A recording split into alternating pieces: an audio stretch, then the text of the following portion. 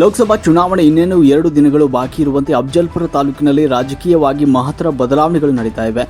BJP ಪಕ್ಷದ ಅಭ್ಯರ್ಥಿ ಬಂಜಾರ ಸಮಾಜದವರಾಗಿದ್ದರೂ ಕೂಡ ಅವರು ಸಾರ್ವಜನಿಕ ಕೆಲಸಕ್ಕೆ ಅನರ್ಹರು ಅಂತ ಅವರದ್ದೇ ಸಮಾಜದ 10 ಹಲವು ಮುಖಂಡರು ಕಾಂಗ್ರೆಸ್ ಪಕ್ಷಕ್ಕೆ ಸೇರುವುದರ ಜೊತೆಗೆ ಪಟ್ಟಣದ ನ್ಯಾಷನಲ್ ಫಂಕ್ಷನ್ ಹಾಲ್ನಲ್ಲಿ ಕಾಂಗ್ರೆಸ್ ಬೆಂಬಲಿತ ಬಂಜಾರ ಸಮಾವೇಶ ನಡೆದಿದೆ.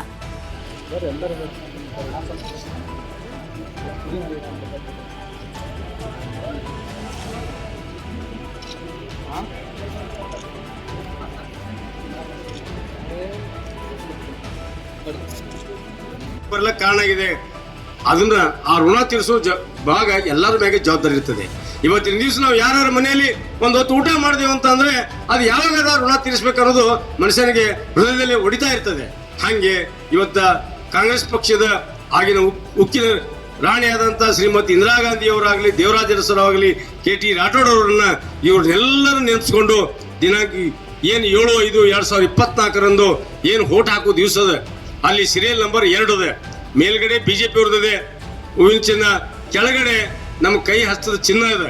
ಅದಕ್ಕೆ ದಯವಿಟ್ಟು 2ನೇ ಚಿನ್ನಿಗೆ ನೀವು ಹೊಡಿರಿ. ಮತ್ತು ಇದು ಅಲ್ಲದೆ ನಾನು ಆಗಲೇ ವಿನಂತಿ ಮಾಡ್ಕೊಂಡಿದ್ದೀನಿ, ನಮ್ಮ ಕಾಂಗ್ರೆಸ್ ಏನು ಸಿಬ್ಬಂದಿ ವರ್ಗದ ಇದ್ದಾರೆ, ಆ ದಯವಿಟ್ಟು ಆ ಬ್ಯಾಲೆಟ್ ಬಾಕ್ಸ್ ತರ ಏನಿದೆ ಬಟ್ ಒತ್ತಬೇಕಲ್ಲ, ಅವೆಲ್ಲ ಸಾಮಗ್ರಿಗಳು ಬಂದಿದ್ದಾವೆ. ಮರಿಲಾರದೆ ಎಲ್ಲಾ ಬೂತ್ಗಳಿಗೆ ಕಳಿಸುವಂತ ಅವರು ಪೂಜೆ ಮಾಡ್ಬೇಕಂತ ಹೇಳಿ ನಾನು ನನ್ನ ಭಾವನೆ ಹೇಳ್ತಾ ಇದ್ದೇನೆ, ನನ್ನ ವಿಚಾರಗಳು ಹೇಳ್ತಾ ಇದ್ದೇನೆ. ನೀವು SC ಕೋಟಾದಲ್ಲಿ ಬಂದಿದ್ದಿಲ್ಲ ಅಂದರೆ ನಿಮ್ಮ ಪರಿಸ್ಥಿತಿ ವಿಚಾರ ಮಾಡ್ಕೋಬೇಕು ಯಾವ ಥರ ಇತ್ತನ್ನೋದು. ಇವತ್ತು ಬೇರೆ ಜನದವರು 100 ವರ್ಷದಿಂದ ಹೋರಾಟ ಮಾಡ್ತಾ ಇದ್ದಾರೆ, 20-30 ವರ್ಷದಿಂದ SC ST ಹೋಗ್ಬೇಕಾದ್ರೆ ಇನ್ನೂ ಆಗ್ತಾ ಇಲ್ಲ. ಆದರೆ ದೇವರಾಜ ಅರಸು ಸಾಹೇಬರು ಆಗಿನ ಕಾಲದಲ್ಲಿ ತಮ್ಮನ್ನು SC ಸಮಾಜಕ್ಕೆ SC ಕೋಟಾಕ್ಕೆ ಸೇರಿಸಿದ್ದು ಇದು ಕಾಂಗ್ರೆಸ್ ಪಕ್ಷ. ತಾವು ಕಾಂಗ್ರೆಸ್ ಪಕ್ಷಕ್ಕೆ ಯಾವಾಗಲೂ ಮರಿಬಾರ್ದು. ಯಾಕಂದರೆ ಎಲ್ಲ ಸಮಾಜದಲ್ಲಿ ಎಲ್ಲ ತಮಗೆ ಸವಲತ್ತು ಸಿಗ್ತಾ ಇದೆ. ಇವತ್ತು ಫಲಾಲ್ ಸಿಂಗ್ ನಮ್ಮ ಇವರು ರಾಠೋಡ್ ಸಾಹೇಬ್ ಅವರು ZP ಮೆಂಬರ್ ಆಗಬೇಕಾದ್ರೆ ಅದು ಅವ್ರು ಇದರಲ್ಲಿ ಆದರು. KM ಸಿಂಗ್ ರಾಠೋಡ್ ಅವರು AC ದೊಡ್ಡ ಪೋಸ್ಟ್ನಲ್ಲಿ ಹೋದ್ರು, ಅವ್ರ ಮಗ AC ಪೋಸ್ಟ್ನಲ್ಲಿ ಹೋದ. ಇದು ಯಾರ್ಲಿಂದ? ಬಾಬಾ ಸಾಹೇಬ್ ಅಂಬೇಡ್ಕರ್ ಕೊಟ್ಟಂಥ ಸಂವಿಧಾನದಿಂದ ತಮಗೆ ಸಹಾಯ ಮಾಡಿದಂಥ ದೇವರಾಜ ಅರಸು ಅಂತ ನಾನು ಹೇಳಕ್ಕೆ ಬಯಸ್ತೀನಿ. ಅದಕ್ಕೆ ತಾವು ಬರೋಂಥ ದಿನಗಳಲ್ಲಿ 7ನೇ ತಾರೀಕಿಗೆ ತಪ್ಪದೆ ಕಾಂಗ್ರೆಸ್ ಪಕ್ಷಕ್ಕೆ ತಮ್ಮ ಅಮೂಲ್ಯವಾದ ಮತ ಕೊಡಬೇಕಂತ ತಮ್ಮಲ್ಲಿ ವಿನಂತಿ ಮಾಡ್ಕೋತಾ ಇದ್ದೇನೆ. ಹೇಳಿದ್ದನ್ನ ಏನೋ ಒಂದು ಸಂವಿಧಾನದಂತ ವಿಚಾರಗಳನ್ನ ಜಾರಿಗೆ ತರಲಿಕ್ಕೆ ಆದೇಶ ಮಾಡಿದಂಥ ವ್ಯಕ್ತಿ ನಮ್ಮ ಇಂದಿರಾ ಗಾಂಧಿ ಅವರು. ಆದರೆ ಕರ್ನಾಟಕ ರಾಜ್ಯದಲ್ಲಿ ಅದು ಇಂಟ್ರೆಸ್ಟ್ ತಗೊಂಡು ಎಲ್ಲ ಹಿಂದುಳಿದವರು ದಲಿತರಿಗೆ ಪ್ರೀತಿಸುವಂಥ ವ್ಯಕ್ತಿ ಯಾರಪ್ಪ ಅಂತಂದ್ರೆ ಸನ್ಮಾನ್ಯ ದೇವರಾಜ ಅರಸು ಅವರು. ದೇವರಾಜ ಅರಸು ಅವ್ರ ಮನಸ್ಸು ಏನಾದ್ರು ಮಾಡದಿದ್ರೆ ಇದು ಕಷ್ಟ ಇತ್ತು, ನಿಮ್ಗೆ SC ಬರೋದು ಕಷ್ಟ ಇತ್ತು. ಅವಾಗಿನ ದಿನಮಾನದಲ್ಲಿ ಸಾಮಾಜಿಕ ಕಲ್ಯಾಣ ಮಂತ್ರಿ ಆದಂಥ KT ರಾಠೋಡ್ ಅವ್ರನ್ನ ನೀವು ಯಾವತ್ತೂ ನೆನೆಸ್ಬೇಕು, ಮರೆಯಂಗಿಲ್ಲ. ಬಹಳ ಅವರು ಕಷ್ಟಪಟ್ಟಿದ್ದಾರೆ.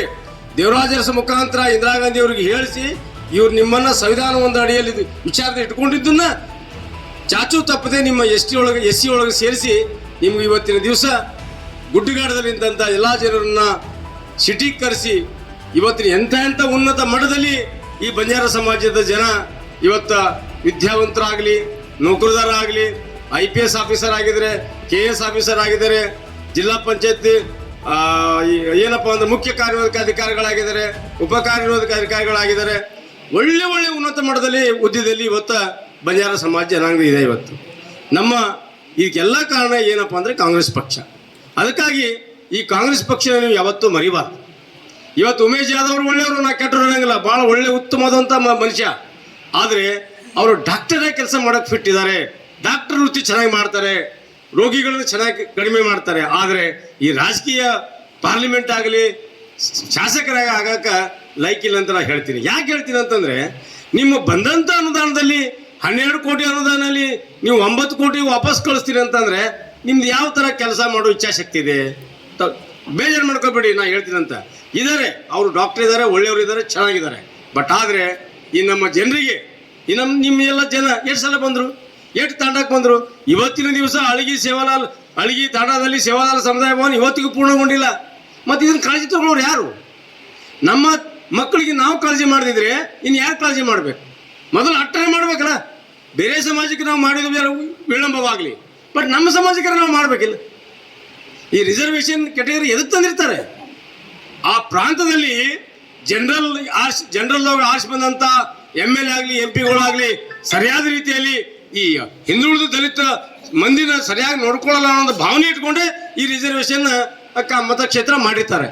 ಆ ರಿಸರ್ವೇಶನ್ ಯಾವ್ಯಾವ ಜಾತಿ ಬಂದಿರ್ತದೆ ಅವ್ರಿಗೆ ಜಾಸ್ತಿ ಒತ್ತು ಕೊಟ್ಟು ಅವ್ರಿಗೆ ಕ್ರಿಮಿಲೇಯರ್ ಅಂದ್ರೆ ಅವ್ರಿಗೆ ಮೇಲ್ಪದರಕ್ಕೆ ತರಲಕ್ಕ ಪ್ರಯತ್ನ ಮಾಡೋ ಸಲುವಾಗಿ ಮಾಡಿರ್ತಾರೆ. ಆದ್ರೆ ಇದೆಲ್ಲ ಮರೆತು ತಾಂಡಗಳು ನೋಡಿಲ್ಲ, ತಾಂಡ ಜನರು ನೋಡಿಲ್ಲ, ಇನ್ನ ದಲಿತರಿದ್ದಾರೆ, ಭಜಂತರಿದ್ದಾರೆ, ಎಷ್ಟೋ